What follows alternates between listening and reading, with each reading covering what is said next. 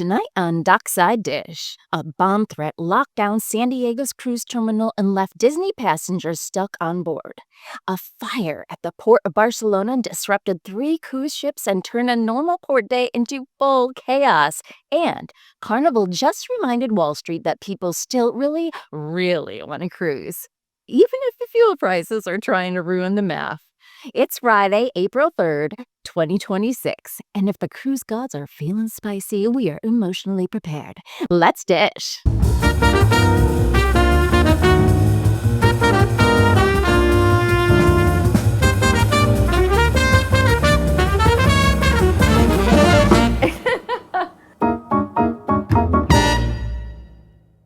Hi, friends. I'm Michelle, and this is Dockside Dish, our weekly cruise news show where we cover the biggest stories in cruising. The good, the chaotic, and the ones that make you whisper, "Who approved that?" Oof. It also happens to be the only day of the week I wear makeup. You're welcome. Okay. First of all, I leave Jason alone in my chair for one special edition, and suddenly he's acting like there was a peaceful transfer of power. Well, there was not. I would like the record to reflect that this is still very much my seat. But I will say this, I am very excited about Hero of the Seas, very. And if anyone from Royal Caribbean would like to invite me to tour her, or better yet, stay in that new treehouse suite, my bags are emotionally packed and could become physically packed real quick. Let's just say I may be able to be persuaded into being adopted by the family that can afford this $126,426 3-deck, rooftop terrace, private whirlpool, outdoor kitchen, game room hangout suite that sleeps 12. Come on. And if you want the full Hero rundown, go watch Jason's special edition right after this one because that announcement absolutely refused to wait for Friday.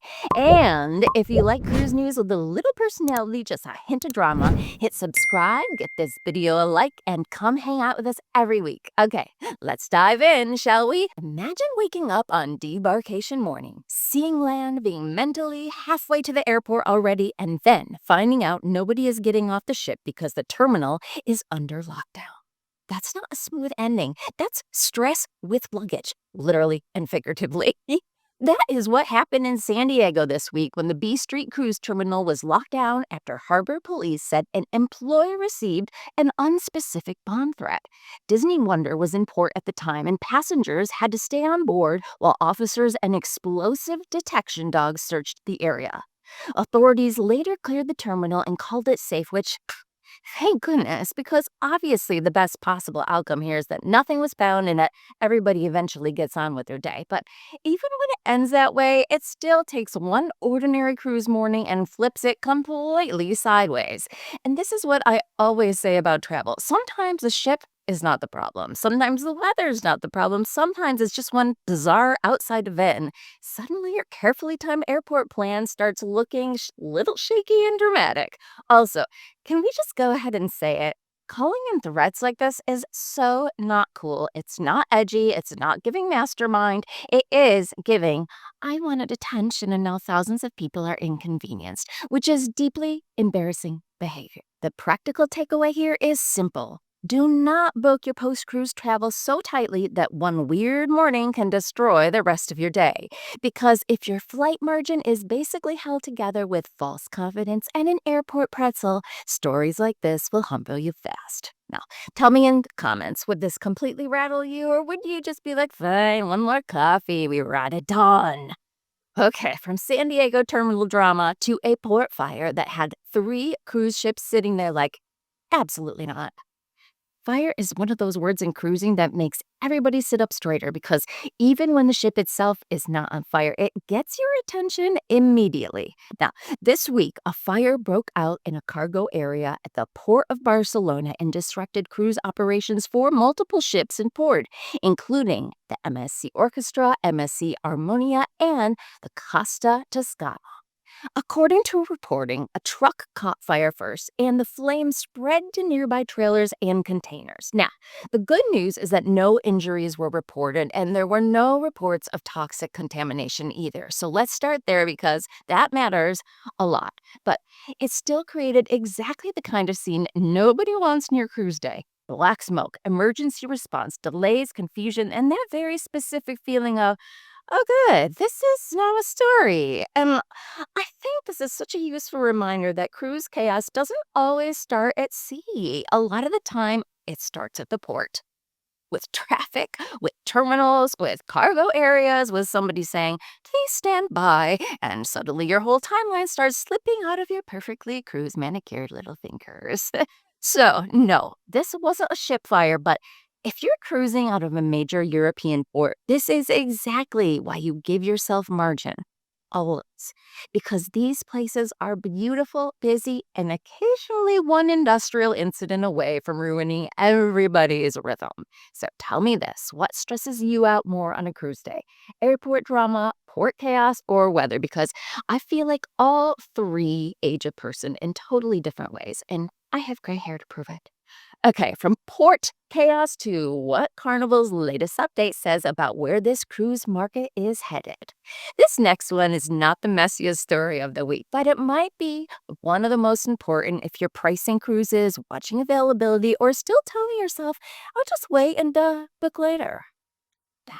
Carnival Corporation reported record first quarter revenue of about $6.2 billion and said bookings for 2026 are up double digits. They also said they have already sold about 85% of their 2026 inventory, which is not exactly screaming last minute bargains everywhere. Now, the twist is that Carnival also lowered its full year profit outlook because fuel costs have surged. So, this is one of those very cruise industry stories where two things are true at once. People still really want to cruise, and the cost of operating these ships is getting more painful. So, if you're a consumer, this matters because even when the demand story sounds fabulous for the industry, it usually means your best booking strategy isn't to wait until the final hour and hope for magic, especially if you're chasing specific ships, specific dates, think holidays, think school breaks, specific locations, that summer Alaska trip everyone dreams about, or the kinds of cabins everybody wants first. Balcony, please. So, the big takeaway for me is this: cruising still has serious momentum. People are spending, people are booking ahead, and the big companies know it. So, if you're sitting there trying to outsmart pricing on a hot sailing, I just want you to know the spreadsheet may not be on your side. Also, I know fuel costs, boring, but boring line items are exactly how your vacation gets more expensive while somebody on an earnings call says it with a straight face. So tell me in the comments, are you a book early cruiser or are you still loyal to that last minute deal fantasy? Because I know some of you are out there playing a dangerous game. Okay, we're ending the main block with something quieter, but honestly, really useful. The next story isn't one of the loudest headlines of the week, but it might be one of the most helpful. Consumer Reports just published cruise accessibility rankings based on a survey of nearly 19,000 cruisers. And the top scores went to Disney Cruise Line and Viking, which both earned 5 out of 5 for accessibility. Celebrity Holland America, Oceania Princess, and Royal Caribbean came in at 4 out of 5. Carnival and Norwegian were out of 3. And I really wanted this in the show because people spend so much time talking about food, water slides, and whether this sweet coffee machine is emotionally worth it. But accessibility is one of those things that becomes very real very fast when you actually need it. If a ship is beautiful but exhausting, that matters. If a cabin works, that matters. If boarding, public spaces, hearing support, vision support, and mobility access make the vacation easier instead of harder, that matters a lot. And I know this story is less flashy than a fire or a bomb threat, but this is exactly the kind of information that helps people make better choices. For a lot of travelers, this is not just nice to know. It's the difference between I can do this and never mind. And friends, I know this firsthand because I have a ton of physical limitations and spent years saying no to cruising. But then I tried it and realized cruising allows its cruisers the freedom to experience everything the ship has to offer, to allow us to relax, lay down, nap, and even get food delivered to the room if walking is difficult. I mean, maybe this is why the cruise industry is doing so well. I definitely hope it is, and I hope these cruise lines keep taking time to consider our accessibility needs. So, if you cruise with mobility needs or travel with someone who does, pay attention to which lines actually make travel easier for different kinds of guests. I would really love to hear from you. Which line do you think gets it right? Because the list is one thing, but lived experience is another, so we know. Okay, before we wrap, it's time for quick bites. Short, spicy, and we keep it moving. Royal Caribbean Group and Bank of America just announced two new credit cards, Royal One and Royal One Plus, that let travelers earn and redeem rewards across Royal Caribbean, Celebrity, and Silversea. So yes, we have officially entered the era of your grocery run could be funding your cruise habit, and honestly, that feels very on brand for a lot of us. Maybe too on brand. Jason? AccuWeather says the 2026 Atlantic season could bring 11 to 16 named storms, including 4 to 7 hurricanes and 2 to 4 major hurricanes, with 3 to 5 direct U.S. impacts possible. So, this is your annual reminder that if you cruise during hurricane season, travel insurance should not be an afterthought you remember once the storm already has a pretty name. That is not preparedness, that is optimism with baggage. A river ship with more than 200 people on board hit a bridge outside Amsterdam, and reports say the officer at the helm had minor injuries.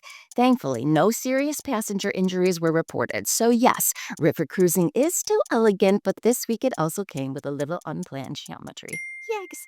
All right, friends, that's your cruise news for the week. If you enjoyed this episode, hit like, hit subscribe, hit all the things, and come back next Friday for another serving of Dockside Dish. I'm Michelle, and until next time, keep cruising and save the drama for the dock. And if you want another cruise video to watch, YouTube seems to think you'll love this one. And honestly, I say trust that algorithm a little and roll that beautiful bean footage.